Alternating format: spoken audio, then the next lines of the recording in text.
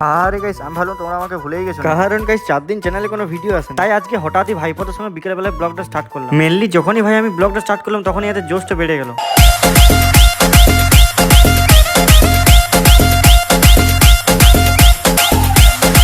Hello guys, happy birthday Lalu चाचा, like कर जाओ, कमेंट लिखे दाও। আর গাইস এরপর তোমরা আমার ভাইপোকে ব্লগে দেখতে পাবে। আমি আর ব্লগ করছি না গাইস, কারণ এই যা জোশ দিয়ে ব্লগ করছে, তাই অনেকক্ষণ ডান্স করার পর এরা একটু জল খাবার খেয়ে নিল। हेलो गाइस, আমরা বিস্কুট খাচ্ছি, বাপ খাও রাগা।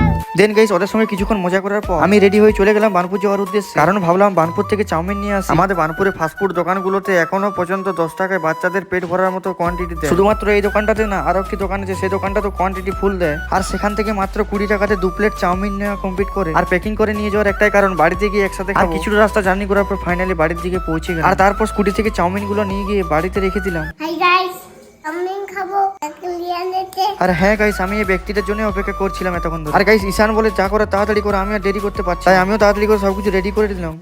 গাইস, আমার কি কথা চাইনিজ। আর তারপর গাইস আর বেশি দেরি না করে কাকা আর ভাইপো একসাথে বসে চাউমিন খেতে লেগে গেলাম। আর গাইস খেতে খেতে আমার ভাইপো কি বলে জানো, বলছে পরের দিন কাকা কি কন্টেন্ট আনবে তাড়াতাড়ি বলো। কারণ তার ভিডিওতে জোশ বেড়ে গেছে। দেন গাইস খাওয়া দাওয়া কমপ্লিটের পর এখন ভাইপোকে বাড়ি দিয়ে আসার সময় হয়ে গেছে। আর ওকে বাড়ি দিয়ে আসার পর আজকে মিনি ব্লগটা এখানে এন্ড করছি। যদি তোমাদের ভিডিওটা ভালো লেগেছে অবশ্যই সাবস্ক্রাইব করতে ভুলো না।